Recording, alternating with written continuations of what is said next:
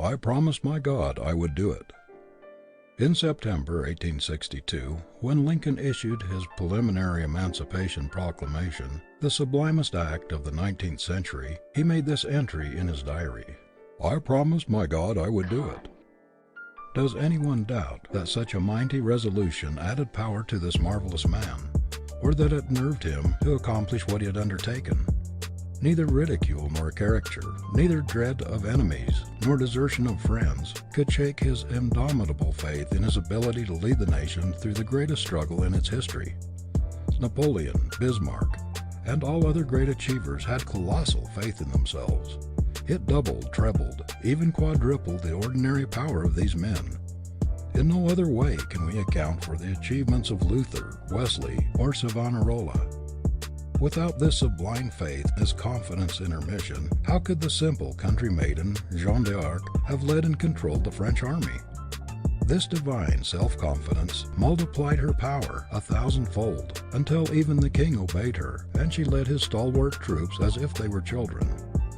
After William Pitt was dismissed from office, he said to the Duke of Devonshire, "I'm sure I can save this country, and that nobody else can."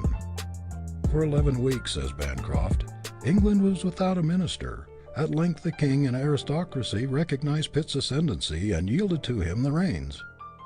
It was his unbounded confidence in his ability that compelled the recognition and led to the supremacy in England of Benjamin Disraeli, the once despised Jew.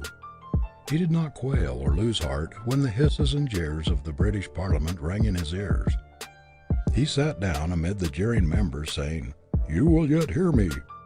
He felt within him the confidence of power that made him Prime Minister of England, and turned sneers and hisses into admiration and applause. Much of President Roosevelt's success has been due to his colossal self-confidence. He believes in Roosevelt as Napoleon believed in Napoleon.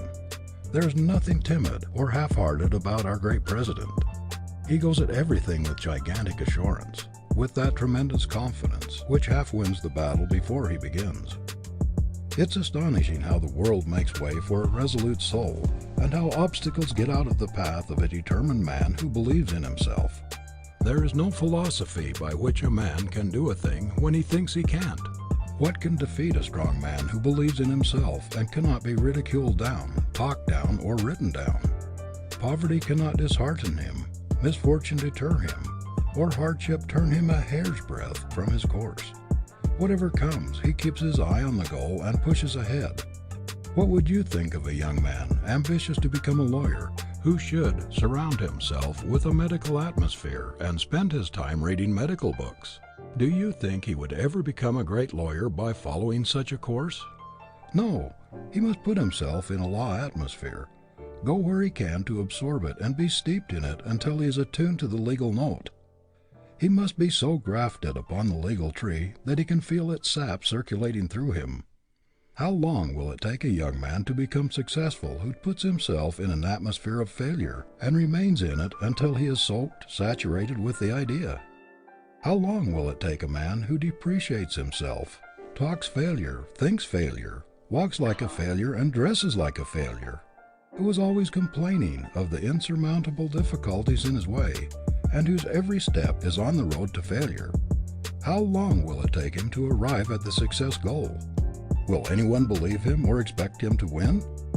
The majority of failures begin to deteriorate by doubting or depreciating themselves, or by losing confidence in their own ability. The moment you harbor doubt and begin to lose faith in yourself, you capitulate to the enemy. Every time you acknowledge weakness, inefficiency, or lack of ability, you weaken your self-confidence, and that is to undermine the very foundation of all achievement. So long as you carry around a failure atmosphere and radiate doubt and discouragement, you will be a failure. Turn about face, cut off all currents of failure thoughts, of discouraged thoughts. Boldly face your goal with a stout heart and a determined endeavor, and you will find that things will change for you. But you must see a new world before you can live in it. It is to what you see, to what you believe, to what you struggle incessantly to attain, that you will approximate. Trust thyself, every heart vibrates to that iron string. I know people who have been hunting for months for a situation because they go into an office with a confession of weakness in their very manner. They show their lack of self-confidence. Their prophecy of failure is in their face, in their bearing. They surrender before the battle begins. They are living witnesses against themselves. When you ask a man to give you a position, and he reads this language in your face and manner, "Please give me a position. Do not kick me out. Fate is against me. I am an unlucky dog. I am disheartened. I have lost confidence in myself," he will only have contempt for you. He will say to himself that you are not a man to start with, and he will get rid of you as soon as he can. If you expect to get a position, you must go into an office with the air of a conqueror. You must fling out self-confidence from yourself before you can convince an employer that you are the man he's looking for. You must show by your very presence that you are a man of force, a man who can do things with vigor, cheerfulness, and enthusiasm. Self-reliance, which carries great, vigorous self-faith, has ever been the best substitute for friends, pedigree, influence, and money. It is the best capital in the world.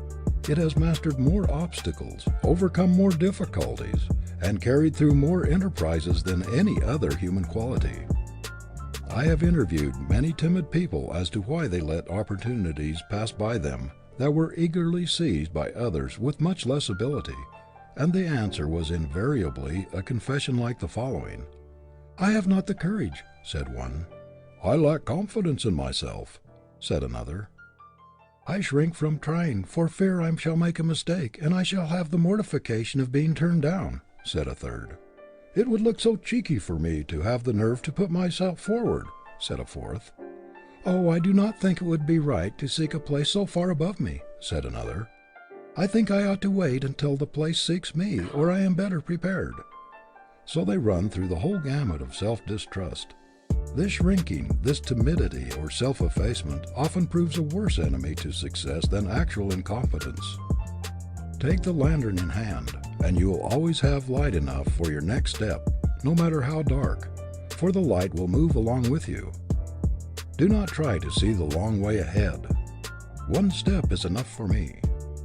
A physical trainer in one of our girls' colleges says that his first step is to establish the girls in self-confidence, to lead them to think only of the ends to be attained and not of the means. He shows them that the greater power lies behind the muscles, in the mind, and points to the fact so frequently demonstrated that a person in a supreme crisis, as in a fire or other catastrophe, can exert strength out of all proportion to his muscle. He thus helps them get rid of fear and timidity, the great handicaps to achievement. I believe if we had a larger conception of our possibilities, a larger faith in ourselves, we could accomplish infinitely more. And if we only better understood our divinity, we would have this larger faith. We are crippled by the old orthodox idea of man's inferiority. There is no inferiority about the man that God made. The only inferiority in us is what we put into ourselves. What God made is perfect. The trouble is that most of us are but a burlesque of the man God patterned and intended.